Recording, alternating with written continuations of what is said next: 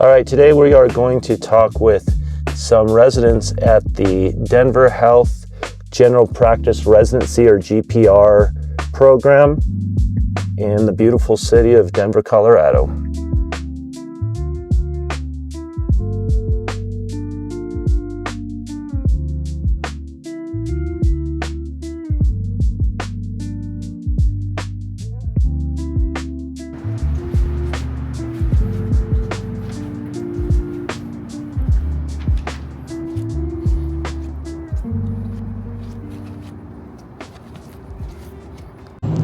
All right, so we're here at Denver Health today. We're going to be talking with some GPR residents who are probably about 6 months out of dental school now, and so we'll talk with them and talk to them about open affordable dental.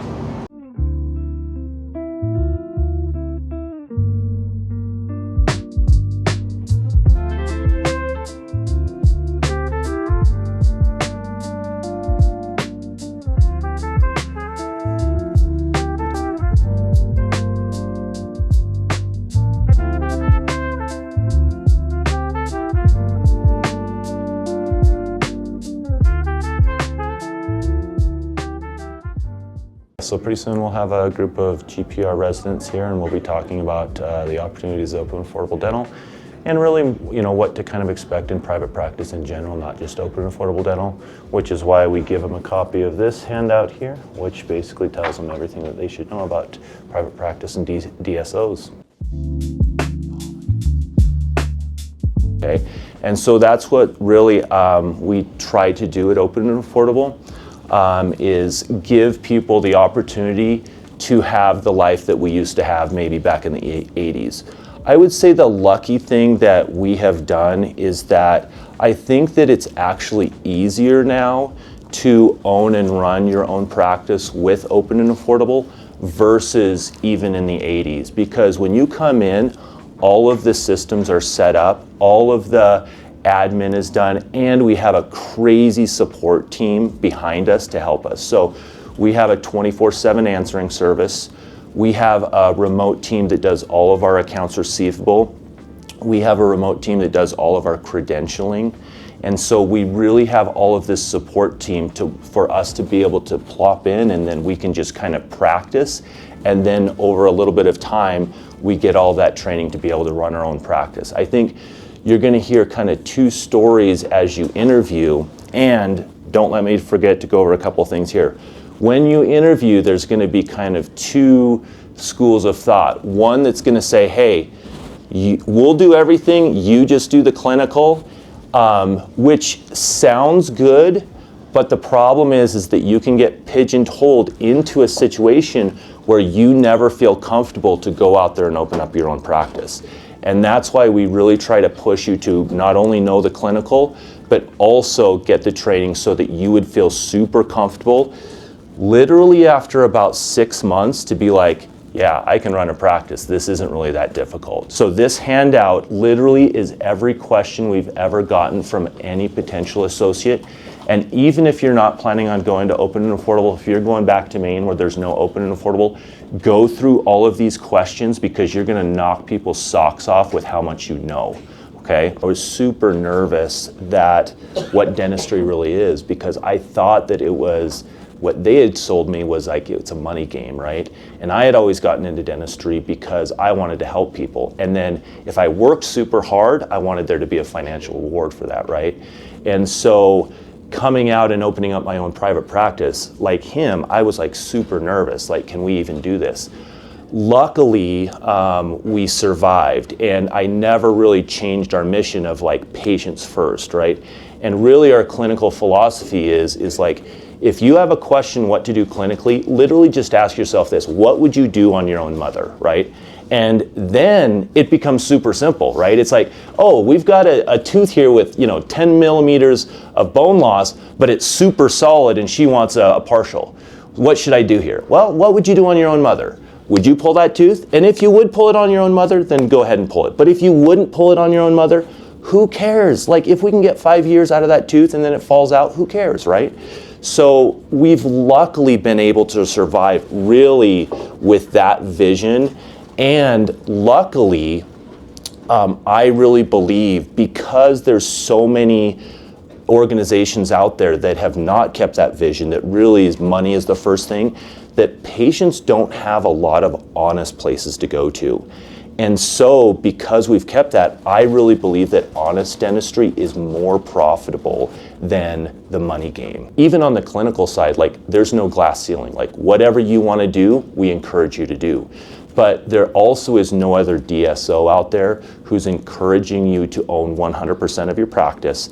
And then the big thing later on in your career is to get into the real estate portion of it, because the real estate portion is the way that most of the heads of the DSOs create and maintain their wealth. Whereas with us, we encourage all of us to do that so that we can reduce our tax liability and have an asset into retirement that will fund us through our retirement. Questions at all? I have two questions. First one is, how do you plan to maintain this level of mentorship as you grow, like, many more practices? So the big thing is really trying to have owner doctors as close to patients as possible. And obviously so in pretty much all of the offices we have one owner doctor, right? And they're not very far away. Usually they're in clinic with you. And so they're gonna come in and they have an incentive to train you, because you think that having an associate doctor is super profitable. It's not. You have to work to get your associate doctor to probably produce between the $60,000 to $80,000 per month range. And that's really not easy for a brand new graduate. I would say my first month out of dental school, I produced $17,000. It's like, that's a fifth of what I needed to do. I think the other thing too is really calculate whatever opportunity you're looking for, your dollar per hour per headache, right? So if you're traveling to work 5 days a week in traffic, that's a big headache. So what's the second question? My second question was, well, actually, no, I have two more questions. Awesome. I like this. For the associate doctor, are they the ones that are making the treatment plan, or are you just, as a new doctor, just following what they're planning? So the mentorship, and I explained this here, okay, so when you come in, you are going to be assigned, at the first day or so, some hygiene, right? Because you kind of got to get used to the instruments and what's kind of going on, okay? But pretty much when there is a patient, that is your patient. And whatever they need, you're going to be taking on everything, okay? It's just one of those things that I always just say, get into as many procedures as possible, because really what are patients kind of buying?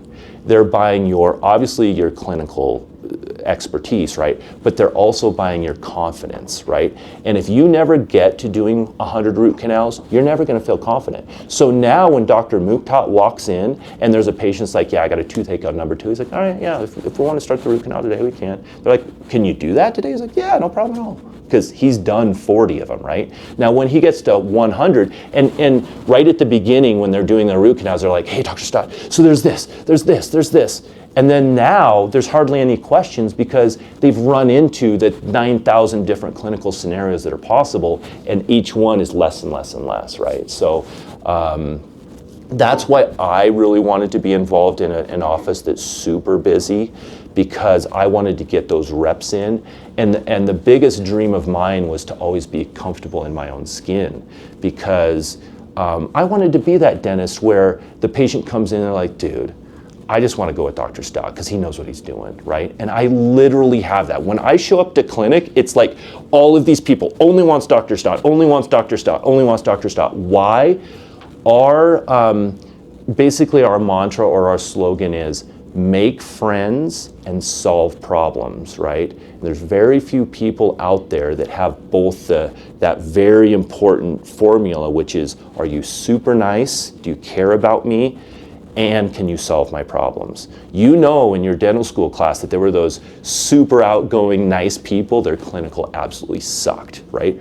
It's gonna catch up to you, right? If you're a nice person, but everything you do falls out of their face, they're gonna go somewhere else, okay? But you also know of the super, shy people, or I don't wanna say shy people, but like people that are maybe jerks, that might have really good clinical dentistry, it's the same problem. Who's going to want to go into them, right? You've got to have both of those things. So luckily, I truly believe that we have the busiest clinics in all of Colorado. In Bennett, I've been there for 12 years now. We produced about 450,000 per month now. And I actually put this right at the very front here. You can see my trajectory coming out of dental school.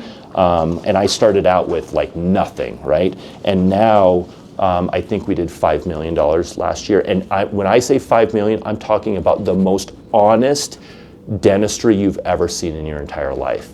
And really what that is, and in Bennett, on our patient management system, we have a number that tracks how many patients have come in through the office. We're now at like 18,000. The population of Bennett is 2,500. How does that happen? There are a lot of people coming in. Obviously, there's surrounding towns and everything like that. Yeah, at the very beginning, you're not being put into 30 patients, right? You're literally starting off at like one column, and sometimes it's like, hey, I'm really right out of dental school. I don't know how to do any of this stuff. Okay, let's do 2 hours for every single appointment so that you can feel comfortable. Okay, now we're ready to shrink it down to an hour. Now we're ready to add the second column. Are you ready for the third? And usually what I always say is like day one of clinical stress, let's say it's at 100%, right? By month 6, you should be down to about 30%. And by year 1 with residents, you're going to be obviously more comfortable. But by year 1, it's down to 5%, right? But at the same time, your financial stress starts going up because you got student loans and all that kind of stuff, and your lifestyle starts creeping, or maybe you got kids, right? So that's why, you know, at month 6, it's like, okay, let's start pressing on the gas here a little bit and get you in front of situations where you can see more dentistry, right? There is unlimited job opportunities for amazing people, and there's no job opportunities if you suck. So, yeah, we could literally hire the entire CU dental class and all of you, but unfortunately, you know that there's 60% of people out there that aren't good at making friends and solving problems. Any other questions? I have another question. Yeah, awesome. What should a group of residents focus on their last like 6 months before I look for jobs, or what would make them stand out in their job search? Well, I always say this, okay, if you're looking for a job, first of all, your diagnostic skills are amazing because you have never been pushed ethically to do things that you don't want to do, okay? So when you go out to interview, okay, the biggest thing, watch the diagnosis happening. And if you don't agree with it, run for the hills, right? Okay. Second of all is if you literally come to us and you say, listen, I am clay in your hands, I just want to work hard and I just want to be really nice to patients, you're freaking hired. That's all you have to say. Now, if you come in and you're like, hey, how many days off can I get? How many this, that, or the other? It's like, are you really in this game for the money, or are you in this to get an amazing skill that you can take anywhere in the world and make great money by doing an amazing service to people? That's the type of people that we really want. Hardworking, humble. I don't care how many root canals you've done. I don't care if you've even never done an extraction. If you want to learn and you're humble and hardworking, we can teach you everything else. When you come to show up for your first day of work, it's like you're part of the family, right? So be super nice to the staff. I would also say in front of the patients too, just be your natural self and like, dude, that's great, yeah. And then talk with the patients too, because we're kind of judging how you interact with patients, staff, everyone. So the personal side is very good. Obviously, we can't judge you on your clinical, right? But I would say the only thing, so when you screw up at a root canal, let's say, the only thing that matters is if you care, right? If you screwed up and you didn't care, that sucks. Like, I don't know if I want to work with you, honestly. But if you screw up and you care about that and you feel bad about it, that is the only skill you need to be able to get amazing. Like I said, we can hire every single amazing doctor. If you have a friend who isn't amazing, there's plenty of organizations out there. So. Thank you so much. All right, just got done with the video and meeting the GPRs. Super nice group of people, and just hoping that we can find some really nice people.